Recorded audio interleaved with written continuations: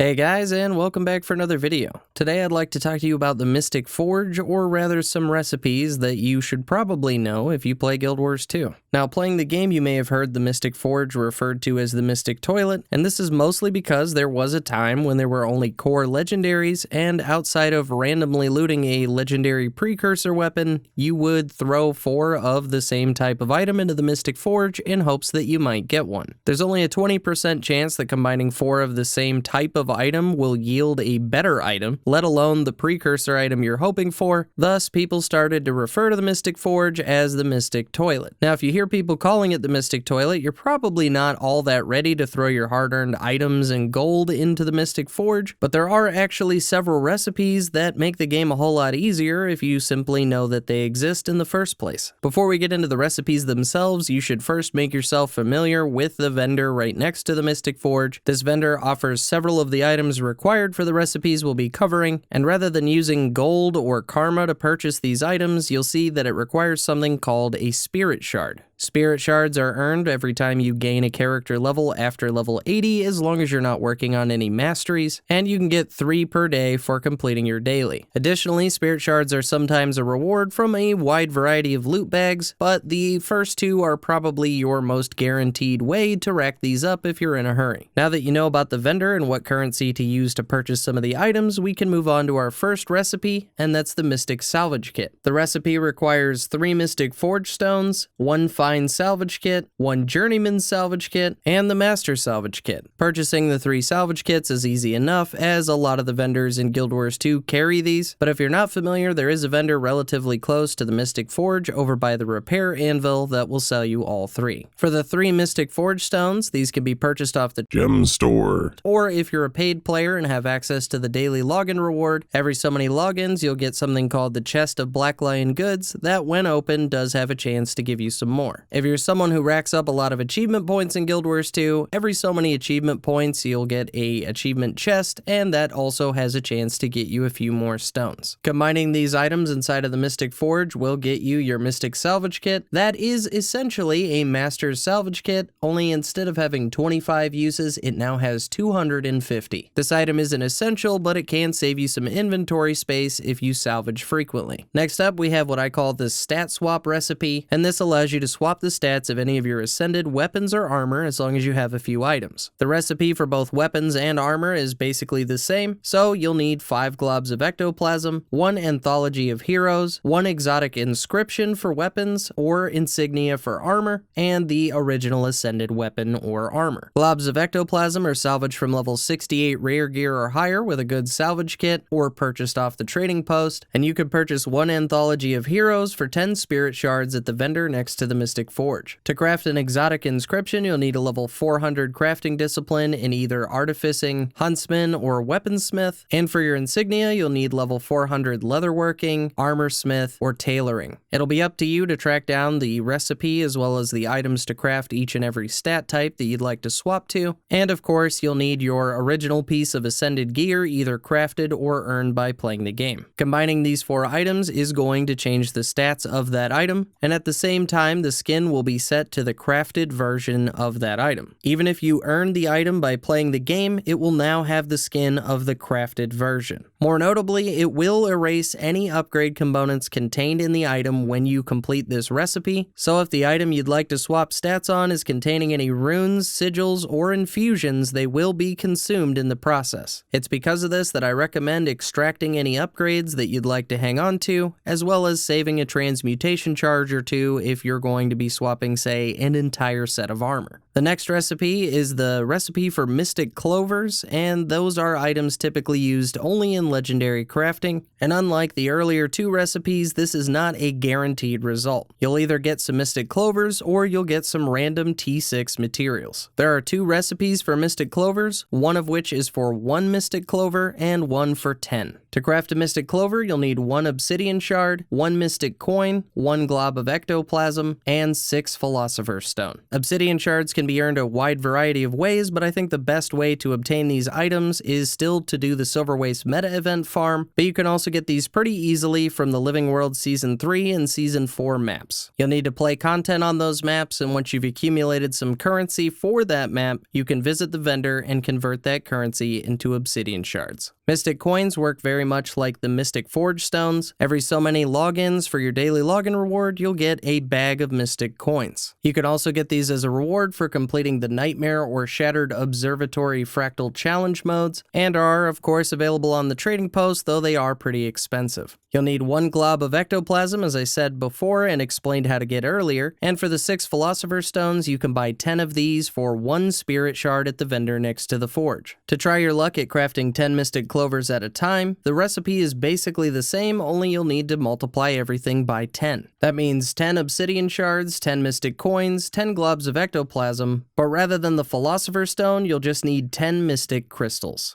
Mystic crystals are purchased from the same vendor next to the Mystic Forge, and rather than 1 spirit shard for 10, you'll be using 3 spirit shards for 5. Failing this recipe will get you a wide variety of items, and since several of them are tier 6 materials also required for legendary crafting, I felt like it was a good idea to mention this recipe, even though there are now more ways to get Mystic Clovers than just crafting in the Mystic Forge. The next recipe is the item promotion recipe, and this is used to take lower tier materials and convert them into higher ones. Since the most common use of this recipe is to convert T5 materials into T6, that's what we'll be focusing on for this guide. Just know that you can convert any lesser material into the next tier up. Now, we're not going to cover the individual recipes here because it's basically the same across the board. Firstly, you'll need 250 of a tier 5 material. Then you'll need 1 of the tier 6 materials that you're trying to convert into. Next, you'll need 5 piles of crystalline dust as well as 10 Philosopher's Stone. As an example, let's use cured hardened leather squares. You're going to need 250 cured thick leather squares, 1 cured hardened leather square, and then the 5 piles of crystalline dust and 10 Philosopher's Stone. The vast majority of materials will either be earned passively by playing the game and salvaging gear, or it's a Philosopher's Stone that we've already covered. However, the pile of crystalline dust is a pretty common drop from level 80 loot bags, and if not, can be purchased off the trading post. To get the most out of this recipe, I highly recommend not purchasing the tier 5 materials and rather racking them up as you play the game. The amount of T6 materials you get out of this recipe will range from 10 to 40, so just know that the result is somewhat random. There is another recipe that pertains mostly to fractals, and I have covered that in detail in another video, but I will bring it up here again just to make sure that people know that this exists. If you're playing fractals, you no doubt need some infusion slots on your ascended gear. There are 2 recipes that'll allow you to add 2 more infusion slots to each one of your ascended rings. By doing this, you'll have 2 ascended rings, each with 3 unused infusion slots. If you don't already know, you will need those infusion slots to progress through the higher levels of fractals, and if you haven't been fortunate enough or put in enough time just yet to have a full set of ascended gear, the extra infusion slots can help you progress through fractals a little bit faster than trying to craft, say, weapons and armor. Now, I'm not going to go over the crafting recipe here because, as I said, I already made a guide on doing all of this in much more detail, but I will be leaving a link to that guide down in the description. Now, for the most part, this is basically all of the Mystic Forge recipes that I wanted to bring to your attention, either as a new player or just as someone who didn't know that these even existed.